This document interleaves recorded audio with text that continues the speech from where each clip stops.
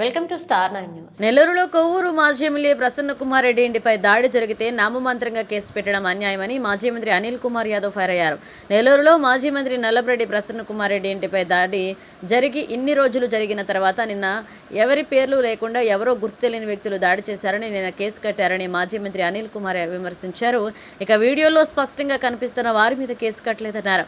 వేమిరెడ్డి ప్రశాంత్ రెడ్డి పలుమార్లు మాట్లాడుతూ దాడికి తామే పాల్పడినట్లు తెలిపి ఆ విధంగా అర్థం వచ్చేటట్లు స్పష్టంగా మీడియాకు తెలియజేశారన్నారు.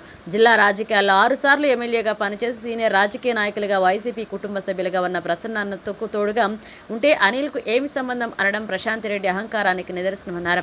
కృష్ణా జిల్లాలో జడ్పీటీసీ బీసీ మహిళని కారు ఆపి 2 గంటలకు పైగా వేధించి దాడి చేసి అరాచకం చేస్తే హారికను నటి అంటున్నారు. కానీ ప్రశాంత్ రెడ్డి పారిశ్రామికవేత్త కాబట్టి ఆమె ఏం చేసినా కరెక్టా? శ్రీకాళహస్తి నియోజకవర్గంలో జనసేన వీర మహిళ ఓ యువకుడిని అత్యంత కిరాతకంగా చంపేసింది. ఇక ఆడవాళ్లలో 1% నేరపూరితంగా వ్యవహరిస్తున్నారు.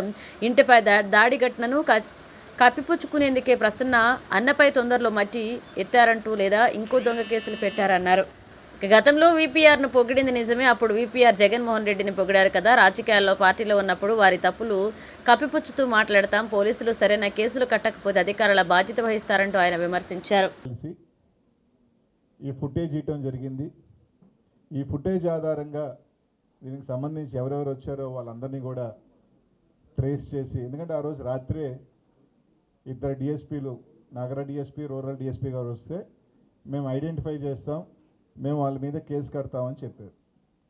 నెక్స్ట్ రోజు ఈ ఫుటేజ్ కూడా మేమే కలెక్ట్ చేసి ఏఎస్పీ గారిని కలిసి మేమందరం కూడా ఆ రోజు ఈ ఫుటేజ్ ఇవ్వడం జరిగింది.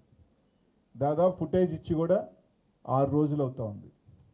నిన్న సాయంకాలం ఒక ఎఫ్ఐఆర్ కట్టి ఆ ఎఫ్ఐఆర్లో ఎవరూ పేర్లే, కొందరు దుండగులు దాడి చేశారని ఒక ఎఫ్ఐఆర్ కట్టారు.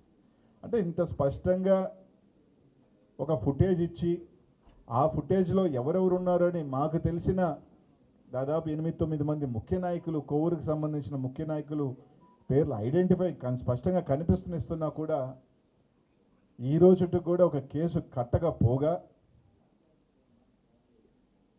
కొవ్వూరు శాసనసభ్యురాలు ప్రశాంతమ్మ 2వ రోజే 3వ రోజే ప్రెస్ మీట్లు కూడా పెట్టడం జరిగింది. మొదట మేము కూడా ఖండిస్తున్నాం, ఎవరు అభిమానులనింది. కరెక్ట్గా ఇంకో 2 గంటల తర్వాత నేనే ఫోన్ చేశాను, వెనక్కి పిలిచాను. అంత నిజమే, వాళ్ళ నాయకులు స్పష్టంగా కనిపిస్తూ ఉన్నారు కాబట్టి అయిపోయింది దాడి, చాలు మీరు వచ్చేయండి ఇంకా అని చెప్పిందేమో. తర్వాత మళ్ళీ సాయంకాలం ఇంకొక 2 గంటల తర్వాత వాళ్ళే బగలు కొట్టుకున్నారని చెప్పింది. అది కూడా చూపించాం. మేమెవరూ బగలు కొట్టలేదు, ప్రసన్న కుమార్ రెడ్డి రాకముందే పోలీసులు వచ్చి చెదరగొట్టి అందరినీ తరిమేయటం కూడా జరిగిందని వీడియో కూడా చూపించాం. మళ్ళీ ఇంకో కొంచెం తర్వాత ఏం చెప్పింది, ప్రసన్న కుమార్ రెడ్డికి ఎవరో చెప్పారేమో, ఎవరో పత్రికా విలేకరు అడిగితే అందుకని వెళ్ళిపోయాడు. అంటే మీరు ఒక స్కెచ్ గీశారు, ఆ స్కెచ్ ఆయనకు తెలిసింది కాబట్టి వెళ్ళిపోయాడు, మేము దాడి చేసే సమయానికి లేరు అని చెప్పి ఆమె ఇండైరెక్ట్గా చెప్పింది. అంటే ఏంటి దాని ఉద్దేశం?